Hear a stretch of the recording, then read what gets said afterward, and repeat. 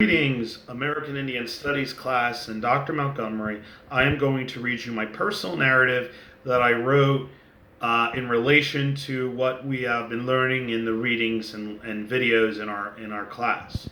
All right, so this video is dated the 26th of July, 2022, Eastern Standard Time. Okay, and here we go.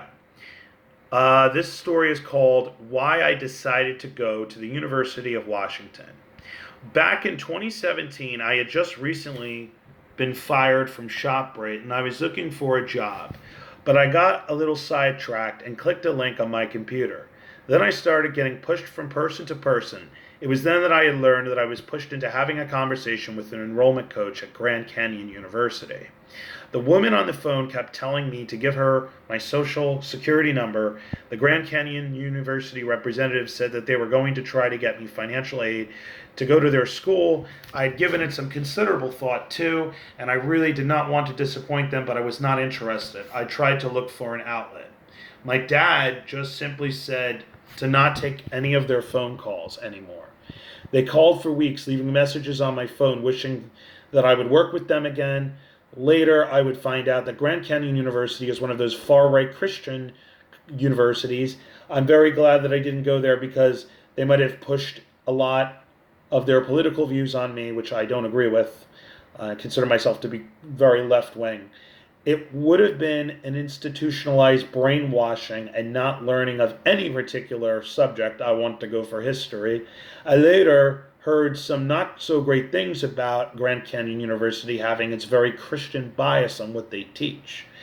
There's like a lot of degrees that are really focused on just one particular view of Christianity, and there's many different views.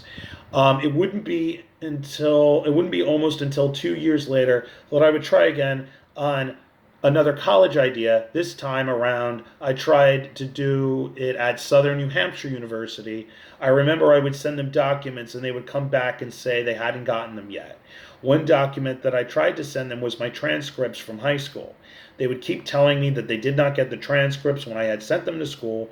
My dad also said it was a bad idea because he wasn't sure how it would affect my Social Security benefits.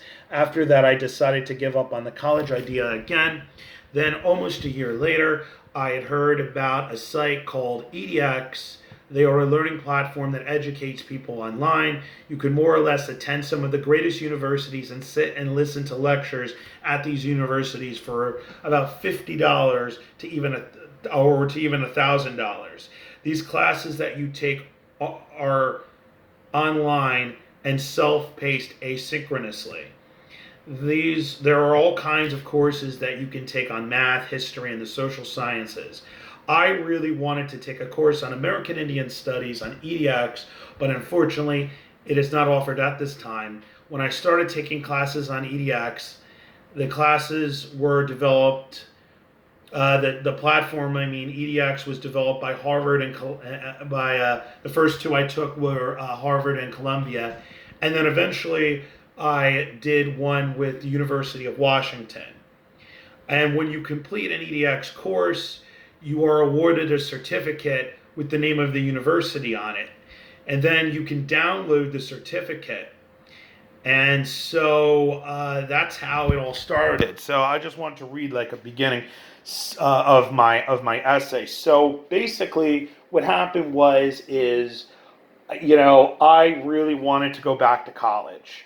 At the time when I had lost my job, I had considered possibly going to college before I would get another job, because I didn't have really any skills. And so what happened is going to that college obviously was a bad idea. So I ended up getting a job at Wegmans.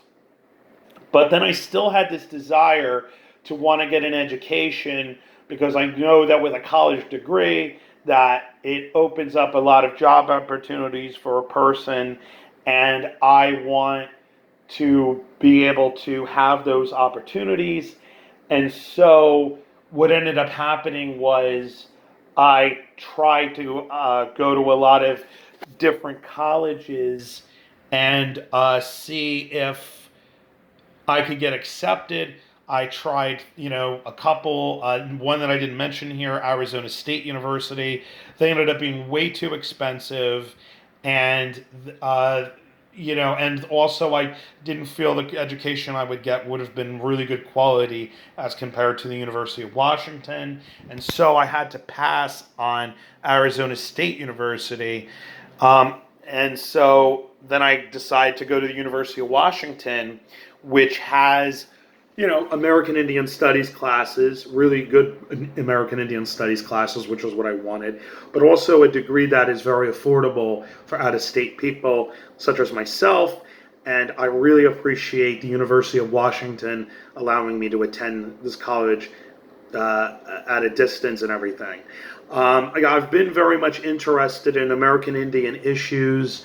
I feel like American Indian culture isn't really properly introduced to people. You know what I mean? Like people get the wrong idea about American Indians from books and, from movies, and not necessarily from American Indians themselves. And, I feel that, I remember when I took, earlier last semester, I took an integrated social science class, and they talked about like representation. They also talked about this in my Black cultural studies class, and about how,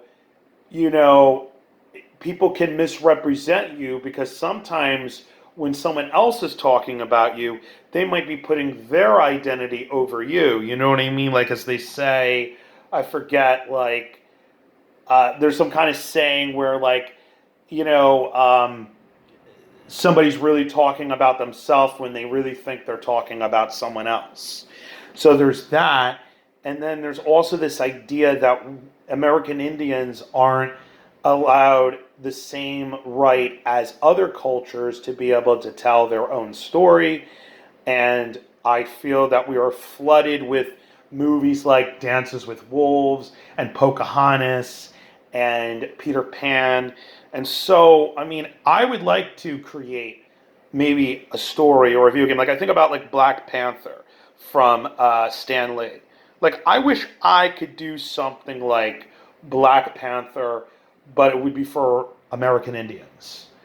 And that's what I would want, is like a really cool American Indian hero character that is incredibly relatable to American Indians and anyone, of course, but mostly American Indians. And that's what I would really want. And I would want to work with people to create a culturally appropriate character. And I would want to be like Stan Lee, the great Marvel comic artist. He's someone that I'm really inspired by. And so the way that I relate this to the readings and everything is that, well, the first thing that a person has to do before explaining their issues to someone else is understanding themselves. I believe American Indians have a great understanding of themselves and of their country, and the biography and the autobiography of this continent. And so I believe that by listening to different people's stories, you can gain a better understanding of people. So I believe by hearing my story, you will gain a better understanding of me and what I represent and what I stand for. And so then that way, by doing that, it can all lead to healthier understandings with people. Because in the past there's always been wars and things, and a lot of times I believe that wars have happened because of miscommunication, because of misunderstanding about someone else or what someone else said or someone else's culture. And then, of course, the United States government always overreacting in the worst way possible.